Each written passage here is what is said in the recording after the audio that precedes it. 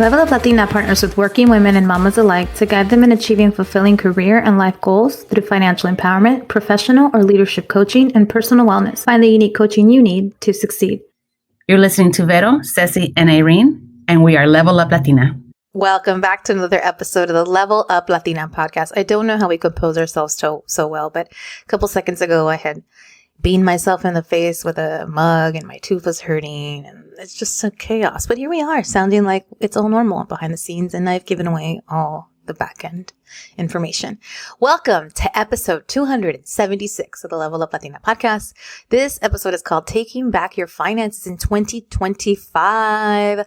You know, we're going to talk money because people always talk money at the beginning of the year and we've grown and learned and tried different things. So it's that episode for this time of month. And we hope that you'll get some value out of talking finances with the ladies at Level Up Latina. Before we get started, I'm going to say hi to Ceci and Vero. They look beautiful. This is Saturday morning in January and today happens to be Vero's birthday. She thought we forgot, but we didn't. Aww. Happy birthday, Vero. Happy birthday. ¿Cómo voy a Wanted to tell pensar que her se les olvidó? live. Thank you so much. Were you sitting there ladies. thinking like, ¿por qué no me han dicho? ¿Por qué no me han dicho? ¿Por qué no me han dicho? Happy birthday, chula. How do you feel? Thank you. I feel good. I feel, I'm like, you know what? I'm always really anxious about my birthdays. Like, oh my God, what's going to happen? Oh my God, what are we going to do? Oh my God, this. This year feels like so chill. Remind us how old you're turning. You're the baby, no? I'm the baby. I'm finally catching up to you guys. 43. Go Vero, go Vero, go Vero. This is happy to share my birthday with you ladies today.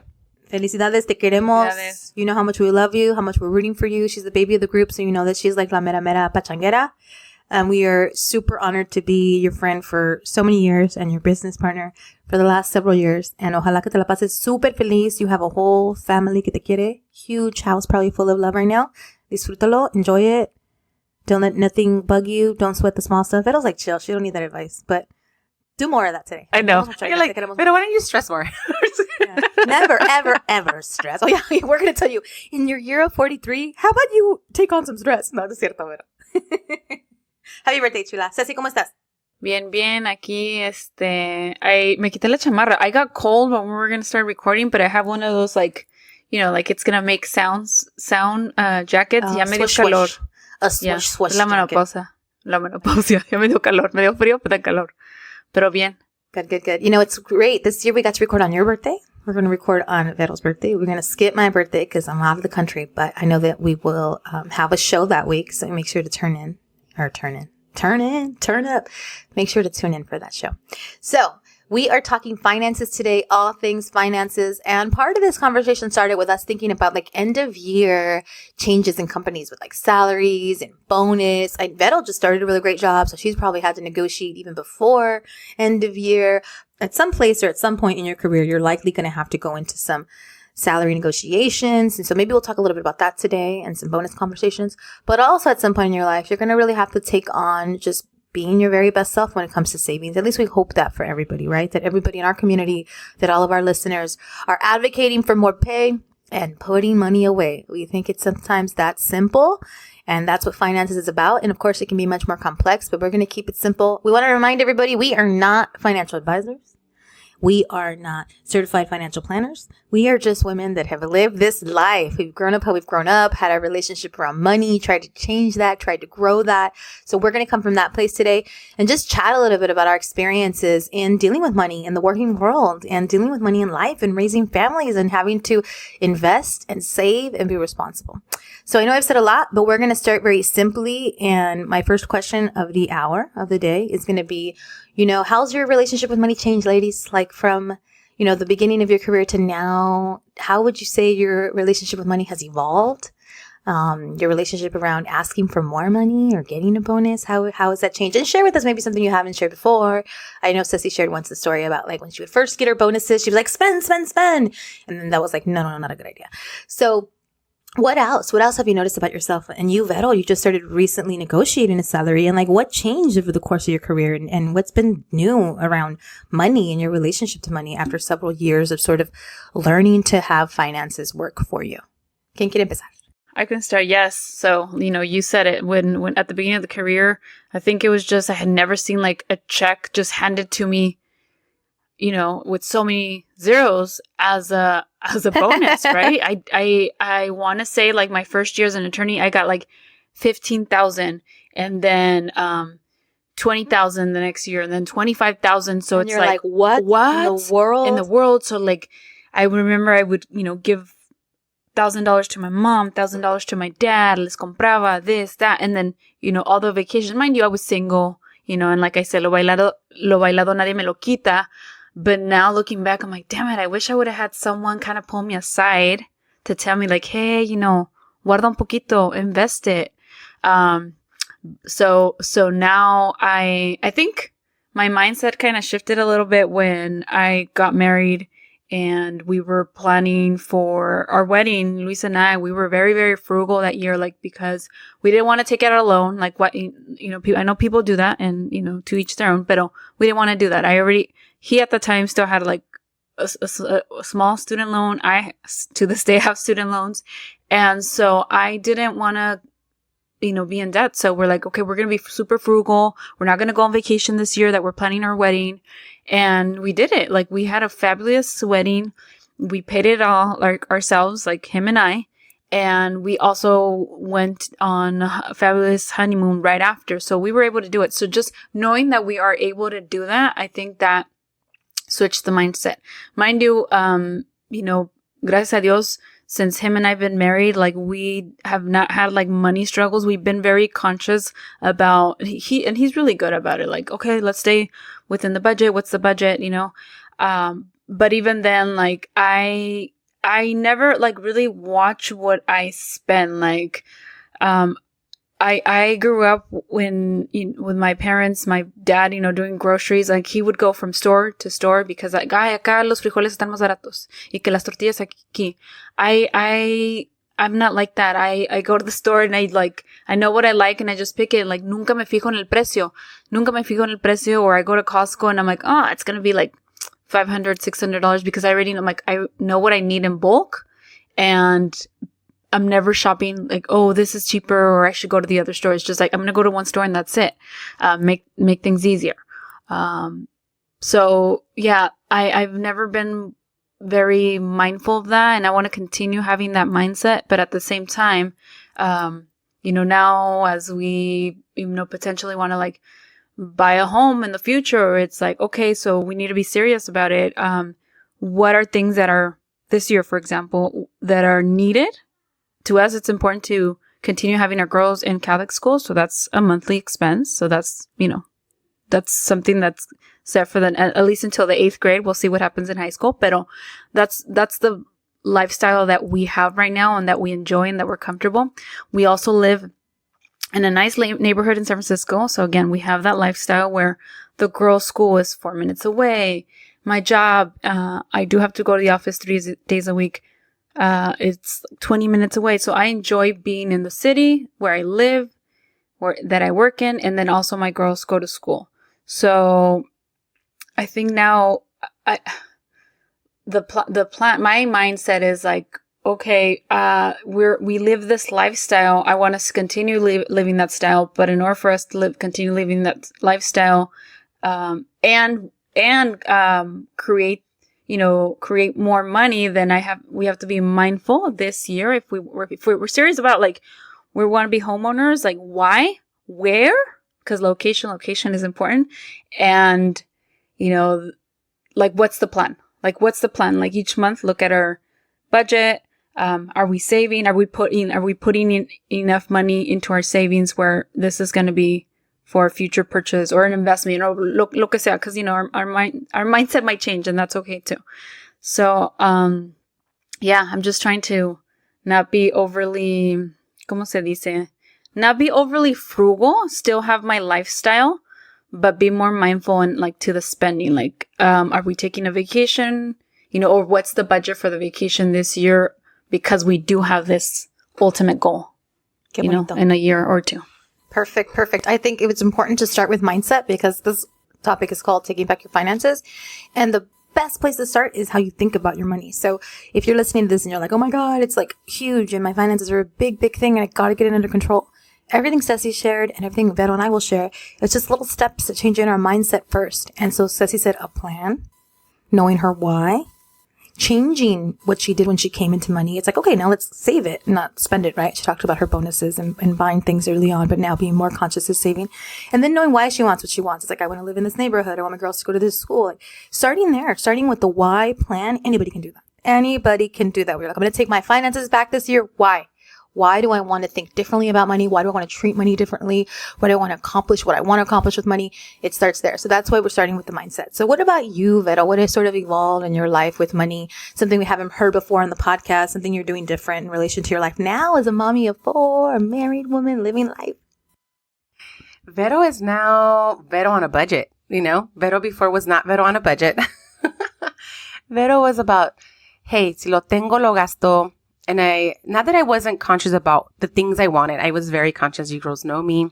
I bought a house pretty young. I wanted to have that kind of life. But I felt that my relationship throughout this entire time, outside of college, it really improved. I felt that once I, started that first job out of college, and once, I was very lucky at the same time, like worked a lot, as you girls know, but at the same time, I was being compensated for that time. And it took me a while to learn how to respect my money, and realizing that as I disrespected my money, I was technically disrespecting myself, right? Because I'm working hard. I'm working all these hours. I'm the one sacrificing, being out, at a, family gathering, or being out somewhere because I had to be at work on a Saturday or a Sunday. So I felt that once my relationship was kind of like, hey, it's not that bad. Like, it's just, these are the fruits of my labor. What can I do with this fruit, right? What can I do with the seeds of it, right? So it was just kind of wrapping my mind around it. And I felt that I was never really afraid of money. I just didn't respect it. It was more like, lo tengo, vete, te voy a gastar. So in this case, it was more of like, all right, I worked hard. I earned it. And let me see how I can treat it so it could treat me better. And that's when things kind of started shaping around. So then once my relationship, respecting it and understanding it, I was like, okay, it started working for me. Like kind of saying like, okay, I got you, girl. Like, we're going to be okay. We're going to get a house. Perfect. Let's get the house. Let's pay the car. Let's do this. But it was until I realized that money, I wasn't to be afraid of it, but I never felt afraid of it. And I never felt, even though we did have scarcity, I didn't feel like I was lacking things that were necessary to live every day. Right. And I kind of had to just wrap my mind around that I'm not to be afraid of it. Money is here. Let me give it some respect so that it can, respect is earned, right? So I'm like, so it can treat me with some respect. So I feel that now it's the same thing. I mean, I was away from work for 7 years, and that is a lot of also like money management when you go from taking care of just one person to now caring for a family. And for me, it took some time to kind of wrap my mind around that. And that was challenging because I was so used to just me, the way I did things and the way I would spend money. So more realistically, in these last 7 years of Vero, I've evolved to be more money conscious and like budgeting and having a plan for my money. Because I wasn't working. Yes, I had what we're doing with Level Up Latina. There's times that we get some ad payments. Sometimes we get coach clients, but it's not something that we get every month. We get each, 3 clients, and they're paying us, it's like we have clients and we have secure clients, but it doesn't mean that we don't get them consistently. So I had to figure out a way to make that work for the way our money plans were happening here. And the plan was always that once the kids were in school, that I would go back to work. But then we got the surprise of Maura, and we had to delay that plan an additional 2 years, right? So I've been more money conscious. I feel that in the sense of creating a budget for a family now of 6 is, with life being more expensive, with things have just gone through the roof, inflation, and being conscious about what's happening around us, but also wanting to feed my kids well, wanting to have them have decent experiences, but I did mention like one of our last episodes of last year that, I was doing the cash envelope specifically for our groceries because estábamos gastando lo loco. Hey, you know what? Let's just grab some food on the go. And it wasn't like bad food. Like, hey, I'm going to grab a bunch of Panera, or I'm going to grab a bunch of this and salads and sandwiches. And it wasn't like we were eating terribly bad, but I was so much on the road with the kids. Like, okay, after picking them up at activities and this and that and the other. So next thing you know, I know my kids are hungry. I'm hungry. So no había tiempo para cocinar y todo eso. So we had to stop ourselves there. We saw how much we were spending, like over $2,600 in like grocery/food. And that was a big surprise to us. So we decided we're going to do the cash envelopes. And I'll tell you, we've been successful. Gracias a Dios, we've saved like $1,000 on groceries and stuff and food. So That's great. it works. But it's like anything, right? We talked about this previously too. When you put your focus on something, you're going to focus on it. You're going to kind of check in on it and you're going to be consistent. You grow that consistency with it. We decided that was going to be that was our money drainage right there. It was just flowing to where, sabe, las panzas y para afuera, you know? So we were able to save on that. Another little savings we were able to get, even though it hurt our hearts, was our kids' preschool. You know, Archie we decided to do a second year of preschool for him. The preschool has been amazing. The teachers are great. But it was costing us almost $1,000 just for him a month, right? So mind you, I'm not working, all this stuff. So we're like, what do we do? So thankfully we found a preschool that thankfully there was this new program through LAUSD where we were able to take Archie and Maura, because she started preschool, right? Because, you know, that's another thing that's new this year. Because I went back to work and we're saving like $800 on preschool. And they're great teachers too. They're great people. And it's not you're sacrificing one thing for the other. Like I would not sacrifice my kids' daycare or someone watching them, like just to save $800. But it seemed like a good place, really came with really good recommendations. And people were like, these are great people, you know, there to go. So for me, I think it's been more like being conscious about how you do spend your money. And I've said it before, if you don't feel comfortable calling it a budget, call it your money plan, call it your money, whatever helps you get through it to reach the goals that you have. And your goals will change, you know, single Vero, no big deal. Let's throw some money away, right? Take me to the strip club. Put some singles out in the air. But now it's more of like, you know, how that was fun, but now maybe, you know, but it doesn't mean sacrificing the things you enjoy. You know, I still managed to find a way to, you know, like, hey, let's do an activity that's, you know, we took the kids to a football game and it was fun.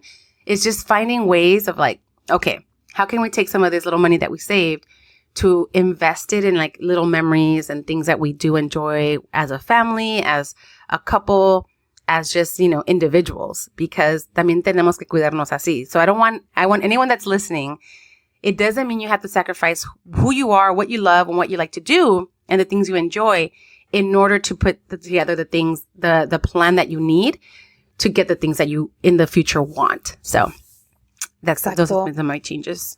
Exacto. Vero really makes a good point to her keyword was budget. Budgeting. It's something we don't necessarily grow up doing maybe, or we just blow off once we do it once and we don't want to look at the numbers. I know when working with my clients and I know with myself and my partner when we first got married, it's like budgeting was something we just didn't stick to. And it's basically just looking at where you spend your money. Vero said they sat down, they looked at where the money was going and how much of it was going there and if they were comfortable with that or not. And it's really about being conscious. So that mindset shift is so important. Especially if you grew up in a home where maybe money just kind of came and went and no one really monitored how much or why and maybe overspent. My partner, he grew up in a situation where, yay, we have money, let's spend it, you know, whenever there was an influx. And that's not budgeting because that's just kind of money in, money out. I grew up in a situation where I really didn't even realize how much my mom was being responsible in budgeting. It wasn't spoken of. So I had no idea that she had savings everywhere and she was pretty savvy in her own way and asking questions and figuring it out. I would just sort of see the fruits of her labor, but I didn't know. And it's important to know that now. It's important to educate our kids on what a budget is and why we're saving and where we're saving, what interest is, how do you earn more on what you invest. My mom used to have CDs when I was growing up. I had no idea what all meant. I had no idea what that all meant. And she still has like a savings box where she has literal money in a box at a bank. But, you know, that's what made sense for her then. And now when you see everything going on in LA locally, when you listen to this, we're having some really tragic fires. And, you know, if this were my mom and she was experiencing fires, I'm glad her money's not under a mattress somewhere because she doesn't trust banks or doesn't know how banks work. Kind of makes sense to have it in a secure vault at a bank. But anyway, you know, some of us grew up not knowing what the heck our parents were doing, but somehow they were doing it. Others of us grew up with parents that were just kind of living and spending money, but there's no budgeting in that. Vero has brought to light. There's no conversation in that. There's no goal setting in that or controlling how much you spend and why. And I think that's huge. And Vero and Ceci, you both kind of said the same thing. Ceci's like, I have a goal. So we're setting a budget for it. We know why we're spending, what we're spending and where it's going and why. And then Vero said, we even tried a system to physically look at the money and the envelopes to know this is the budget, this is the money, now I'm going to spend cash. Both really good systems. Things both of you were likely not doing, 10, 15, 20 years ago. For me, I think the biggest shift in my mindset and sort of my habits around money has just sort of been this idea that like money is limitless. It's out there. It's not limited. My dad was really frugal growing up. That's why I grew up with two really different parents. One that was responsible with money. I didn't realize how much so until I got older, and one that didn't want to spend, and he was just so frugal. My dad is like one of those caricatures. What's that word? Graminian? Scrooge? What's that word? It was a Scrooge. Like a Scrooge. That's a perfect word. Pero era but my mom said causaba lastimas. Like he was always like in shoes that were way too old or too small. And my dad was loaded. He had so much money, but he wouldn't spend it. He wouldn't spend it. He wouldn't spend it until he found, I'm sure, value in spending it. And maybe it's like other families or other women, but he was so cheap. My dad was so cheap. His relationship with money was interesting, right? He had a lot of it. But if you looked at him, oh my God, este viejito. He just traded money with this fear almost in spending it, but he didn't. Because then when you saw his life in Mexico, like he owned shoe stores and had all these cars and had a home. So this is a person that was an interesting person to read from the outside. I thought he was poor and didn't have money, but secretly he was like hoarding money for where he found the value in that money. I don't know, but I got a lot of mixed signals growing up. And now I feel my life has changed in seeing how I want to treat money how my mom treated it. And I want to know what she was doing, that she educated herself and knew where to put it. And I want to do more of that, like being strategic with where I put my money. And I love that. And I don't want to do what my dad was doing with like being afraid. And I don't think I've ever been super afraid to spend money because he wasn't a huge part of my life, but being cheap just for the sake of being cheap. Like Ceci said, no offense, but like to buy the cheapest tortilla, the cheapest fruta, the cheapest, my dad in a lot of ways was probably doing that, but looking very disheveled and really broken down because he was so afraid to spend money in here in the US, I guess. Anyway, my mindset is that money is limitless. It's out there. It's not a bad thing to want it. It's not a bad thing to spend it. It's very freeing when you think of money in a way that it's here for me. It's here for me. It's going to create good things for me. Love it and respect it. Vero used the word respect. I think the word about money that is so wonderful and valuable is respecting it. And when you respect money, you respect yourself and you do great things with it. And there's so much of it. So that's one of my biggest sort of breakthroughs over the last several years. You think there's a lot and then there's plenty more where that came from. And then you get to that point, you have that in your bank account. You're like, oh my God, that was easy. Now there's plenty more. This mindset of more can be had, more can be had, more can be had. And I think people, especially when you come from zero, when you have nothing, when you have negative zero, it's so important to grow that belief. One day I had zero. One day I had nothing. One day all the creditors were running after me. And today it's like you have so much more, but you can have even more. And I think that mindset's really important. Like you can have more. Break through this belief that it's not for you. It is for you and you can have it. My husband used to say when we were dating, we drive down the street, and this was dating, over 20 years ago. When you see all the big, beautiful houses, it's like someone lives there. That's got to be a millionaire. That person has to have money. They have to afford this. Someone has that. Why not you? So it's a good mindset, I think, to have.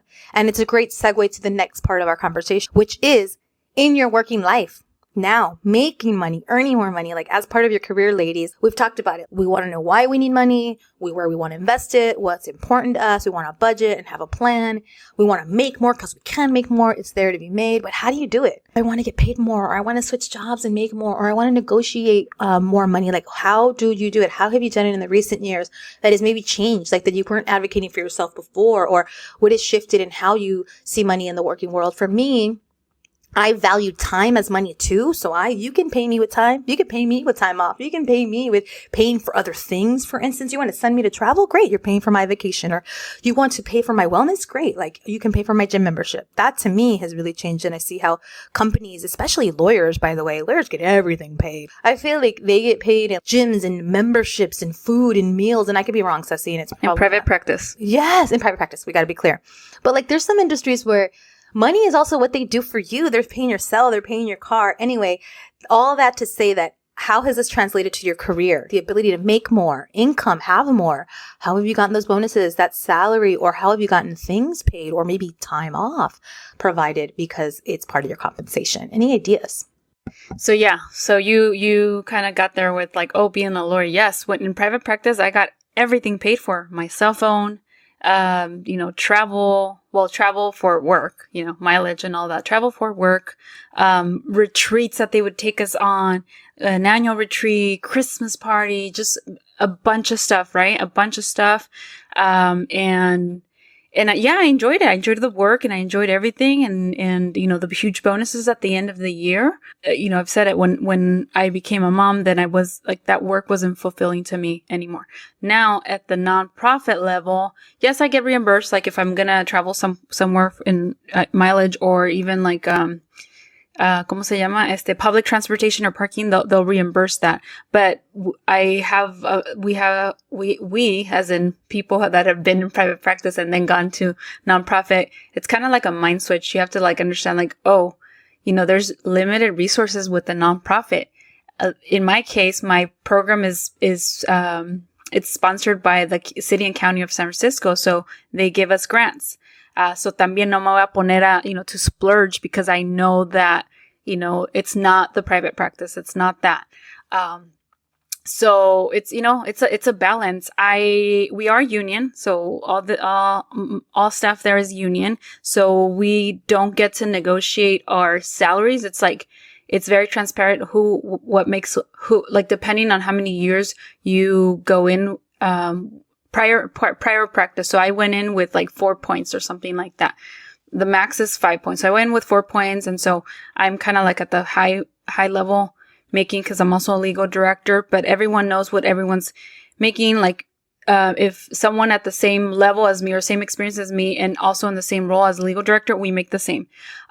So non-negotiable individually, but as a union, we can. So, you know, collectively, we negotiate our salaries and we've been getting raises every single year. Every single year, it's a given. This past year, one of the union representatives left and someone turned to me like, oh, you should be the next union rep internally. And I was like, what does it entail? Is it a lot more work? But it wasn't. And so to me, it was like, okay, I'm like, I can be, you know, one of the, I guess it's called a union, steward. So we represent the internally. So we advocate for ourselves, but also the staff. So I'm like, okay, that's a way for me to be involved in the salary negotiations this upcoming year. So that's exciting, you know, just to be part of the union. I came from private practice representing union workers that were construction workers. And now I'm part of a union as a lawyer. So, you know, in nonprofit, it's not the glamorous, lavish life and as in private practice, but it's still, you know, the perks. I am very fulfilled with my job, the clients that I represent. I love my clients, you know, mostly 60 and over are my clients and the work that I do. And I have that flexibility as a legal director. I have the flexibility of choosing my cases and also being present for things that are important. I have my vacations, you know, that are paid for. We have, you know, great, like, holiday package type of thing. Like, I forget how many holidays a year we get. And then we also get 2 floating holidays that we can at any time get. Our vacation, I said that. And then this year, our ED said, oh, we're going to close the last two weeks of the year. So again, I got so much time off last year. So again, it's, you know, it's a balance. It's, como digo, no, it's not the lavish, but I get a lot of my things paid for as a lawyer anyway. My California State Bar dues, that's like $600 or $700 a year, and so that gets paid for me too. Fantastic. Working at the nonprofit. Fantastic. I went to a conference in November. También that got paid for, still with the nonprofit. And like a high paying job, like I could be making like, I don't know, probably 200, 300,000 a year. But when I look at the workload and, you know, it's not worth it to me right now at this stage in my life. It's not. I'm right now I'm hiring for a staff attorney. And so I went on LinkedIn and you know how you get recruited or you get those emails like, oh, this is a good job for you. So I saw this, of counsel, position with, I want to say, I forgot Kaiser or UCSF. I forgot like, oh, you would be a good, this is a good role for you. And I think the pay was like started at like 400 and something. So I saw the number. I was like, wow. Like, and then I looked at the requirements and the role. I'm like, no, like, yes, this looks like flashy. The salary looks amazing. But just the work, it's not worth it. You know, I'm like, No way. se ve bonito el número, pero I'm happy with, you know, what I make and what I do, like in my lifestyle right now. So yeah. I think that's the balance. That's such a key point with the idea that like a lot of people trade their time for money or their stress for money. So yeah, you could be making 200 to 300K, but the job's going to require your time to be in office, probably working long hours, and not in all cases, but in many jobs that are higher paying, there's a reason. And then high stress. There's often like a high stress that's kind of pulling you away from your family. Maybe it's often travel, or say, you're dealing with running a company, a lot of staff, a lot of issues, a lot of politics. Yeah, you can make maybe even 100,000, even more than that, 150, 200,000 more. You have to understand the time you're giving up and the lifestyle that is changing. And that's okay. That may be for you. Like that may be for you. I know that I've given up some of the pay to be able to have some of the freedom that I have, but my freedom is so worth it. Like I really love that what I make versus the freedom that I get. I don't want a job necessarily that requires me to commute and be on site all day, every day, because that isn't even worth it in the end, because what's taking me outside of my family and my home and my lifestyle is just creating more expenses. I'm going to have to pay for someone to pick up my kids, or I have to obviously eat out all the time because there's no time to cook. I'm going to be buying more. Like you really got to do the math. You really got to do the math. Like at this point, I'm very expensive. The level of stress is very low and minimal because I've created something. So it's a give and take. One thing that I forgot to mention is now that working as a nonprofit, if I'm there 10 years, my student loans are forgiven because it's the public interest. I've been there almost 4 now, so primero, yo aquí voy a seguirle, so that's another perk. So perks. Like you've created all these perks for yourself and you're feeling maybe, I could be in this other job that makes me more. They're not going to pay off your student loans, and those several hundreds of thousands or whatever, maybe not, maybe just thousands, gets taken care of. So he talked about transparency, which I really loved. We don't all get that, but like union and in some spaces, but there's laws now for transparency. So for people out there thinking about like salary bumps and bonuses, ask about that transparency in the workplace. Like it's important to have it, like to ask about where you should land versus your peers. You can always do studies for your industry, your environment. What do your peers make in that industry and that environment? And you can use that data to bring it back to your workplace, your years of experience, right? It's beyond nonprofit. It's in for-profit too. Like your role similar to other roles to yours. You can do that analysis of other salaries and just confirm you're not underpaid for your region. You're not going to maybe make as much working from home in, say, Georgia than you are going to make in California. It's a different cost of living because things cost obviously a little more in California than in Georgia. Also, asking to be a part of the budget conversations. That was really cool. Ceci said, I want to talk about these things. I'm going to talk about these increases and how it works and how do you determine these things. That's always been really important to me, like understanding the budget that is coming to be every single year and how much of that is for your staff and their growth and their development, because turnover is expensive. You leaving a place, if you're a great employee, you're doing well and you want to continue to give back, but you just are underpaid, like you can advocate for that. And the right business will want to keep you and pay more to keep you because they know you're worth it. So being a part of budget conversations is really important. Bonuses, same thing. Advocating for those bonuses, obviously within reason. Ceci talked about her industry with it being nonprofit. Like there may be some resources that are limited, but in a lot of cases, you'd be surprised they're not. There are a lot of nonprofits that are stacked and have an incredible reserve, and they save a lot of money. They invest a lot of money.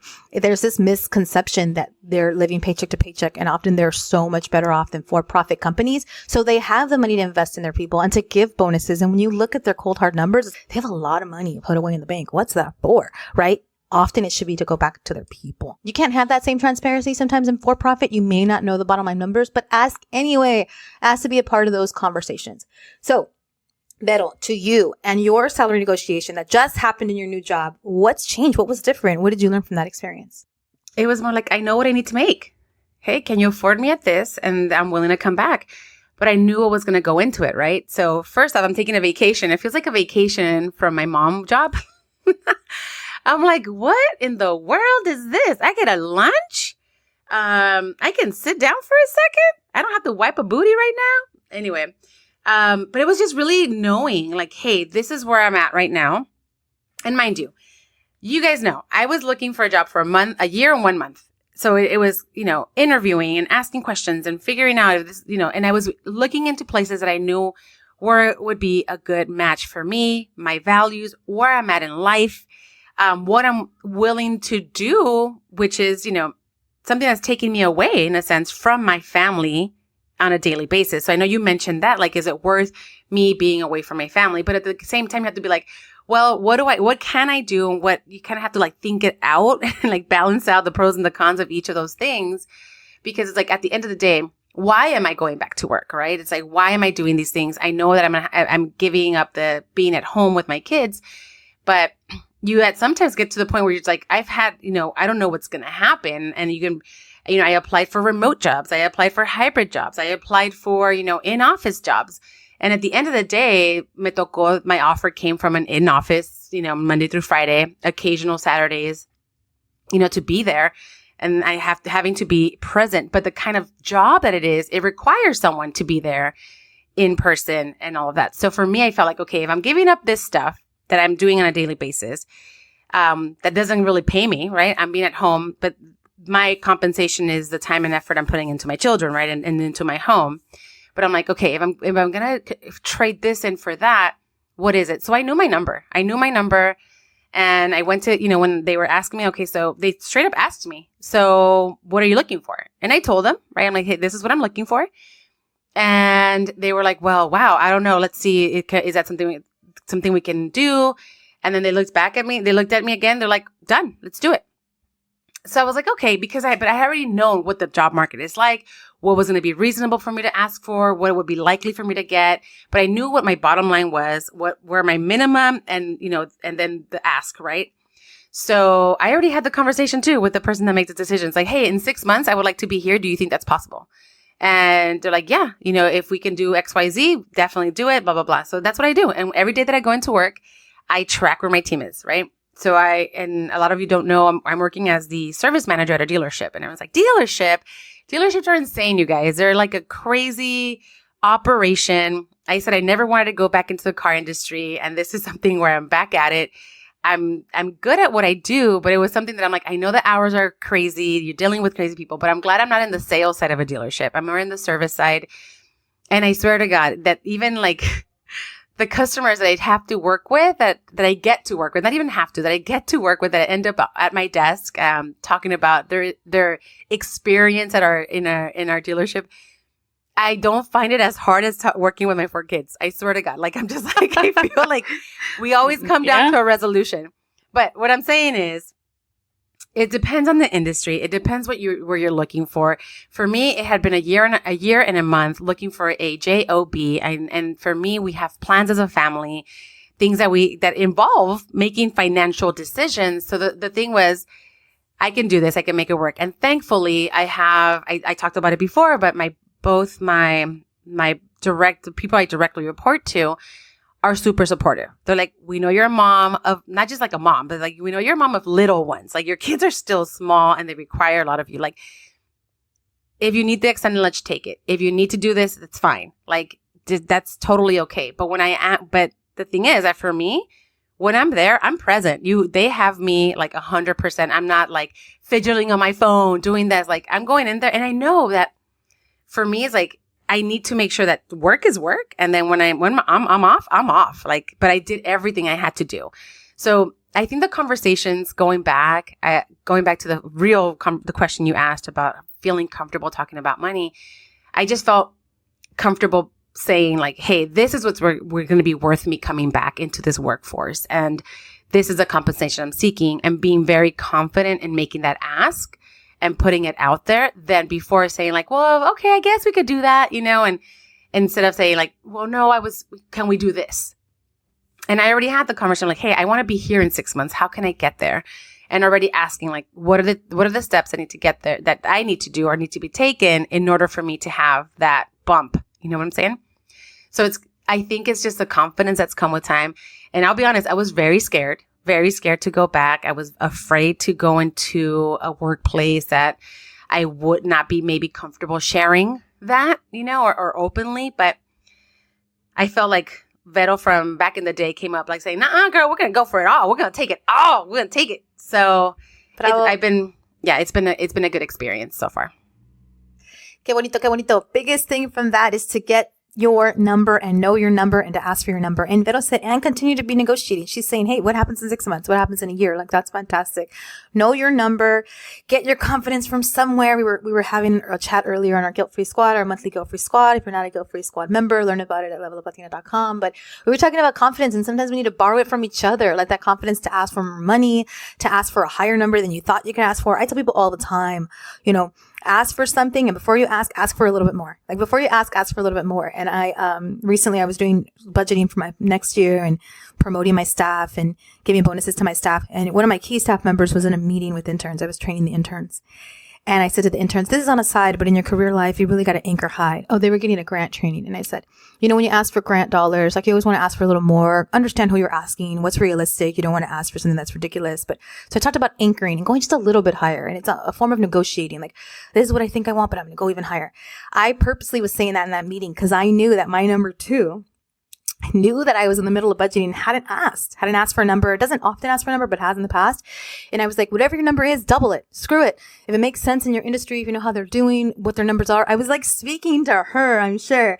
And at the end of it, she came in, she's like, I was already going to do this. I promise, boss. I was already going to do this. My brother's going through salary negotiations, but this is my number.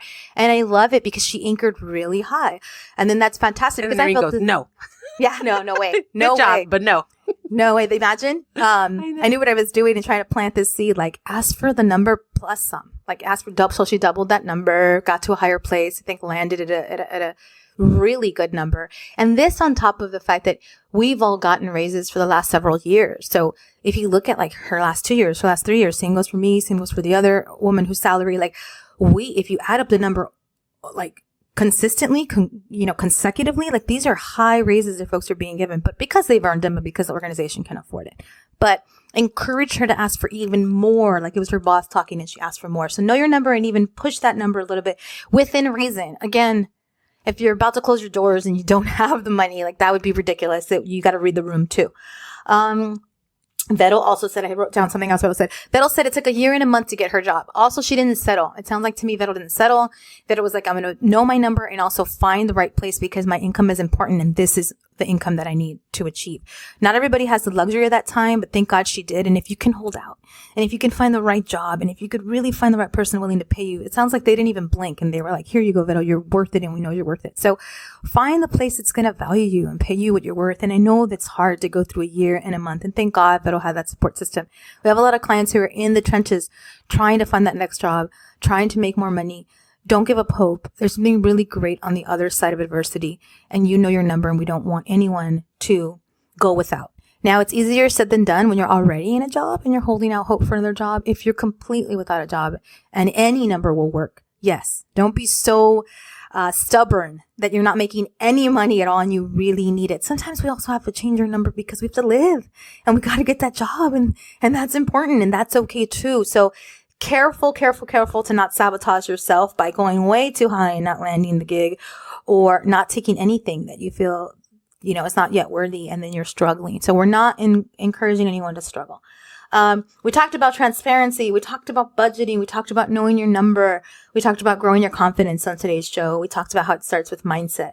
We talked about budgets. So we've said a lot, but I wanted to repeat those words because the way you take your finances back, believe it or not, the secret is doing the basic, boring stuff. Planning, budgeting, saving, being different, maybe just a little bit every year, maybe different than your parents were, or taking the good that your parents taught you, knowing what your number is, asking for that number. Asking is the biggest thing. It's like a whole show in and of itself to ask for more money, to ask for a bonus. So the tip of the day is going to be if you feel like you haven't asked, you need to ask. It hasn't been asked. Please take it upon yourself to be the one to say, hey, are there bonuses this year? Or where will we be in 6 months? Like Vettel said, or when can I expect my next promotion? Or even a better question, what do I need to do between now and my next annual review? Because you should be reviewed annually at your workplace to be able to command more money. What will I need to have done for the organization to see that I am worth that investment because I have been working hard, growing and evolving as a professional? If you need help thinking about those salary negotiations, because we always only give you the surface on purpose on the podcast. But if you need help with salary negotiations and asking for those bonuses and getting your savings under control, again, we're not licensed professionals, but we've done a thing or two in these areas in our personal lives, and we advocate for these changes that'll change your life. Please look us up at leveluplatina.com for coaching one-on-one. Join the Guilt-Free Squad for group coaching that happens once a month and through our awesome chat that happens every day if you wanted to. We have so many wonderful resources. Listen to our other podcasts about money and keep working on your confidence and your mindset around money because that's exactly how you also take back your finances. And the other thing we can help with is side puzzles. Come on, build your side hustle. You know, for me, building my coaching business, one of the best things that I could have ever done. It does well. It does well for itself. It does what I want it to do, and it does it on my terms, and it helps me pay for my kids' college 100%. Like, no questions asked. Like, that's incredible, because 4 or 5 years ago, that didn't exist, ladies. Slow and steady, this has been built, and it creates more income, because the way you take your finances back is also making more money, creating multiple streams of income, getting paid for what's your gift and your talent. And maybe you don't know what that is yet. So get a coach. Get a coach at any level. If you can't afford one-on-one, group coaching. If you can't afford group coaching, maybe you can afford to come to an event. We have an event coming up on February 8th. It's all about manifesting the big things in your life, having a bold vision and making it come true. So go to leveluplatina.com/events to sign up for that event. So whatever you can afford, make it happen. And that will take back your finances this year. And again, our freebie is our podcast or social media for the inspiration that you need. Our handle is @leveluplatina. So I've shared all the nuggets of all the places that you can find the resources to make this the year that you finally get your finances back, or you could be taking them to the next level, because not everybody's having to take them back. Some people are just trying to change what they're doing now and grow their wealth. So it's been a pleasure to chat with you all today. Thanks for being back to our podcast. Mujeres, las quiero mucho. Thank you for sharing. I love it because Ceci's in this like yellow light in her room. I don't know what happened. Ceci decided to change the mood and the ambiance. I'm like, For Vero, ¿qué está real. pasando? Yellow. Maybe because I'm wearing a yellow shirt. I'm wearing I a don't yellow know, shirt. but It just Ceci just, Yellow, there's sexy time that's going to happen. I thought we were having a money Oh my conversation. God, ya se Maybe quitó. We were talking about it. Se quitó. Is Squadcast listening to us? Like, It's called changing the shy. ambiance? It's shy. Yellow's Listen, shy. I don't know what that was about, but Ceci was over here looking different, like a little alien in her room. Las queremos mucho. Thank you for joining us. We will see you on the flip side, and until the next time, don't forget to love God. Besos.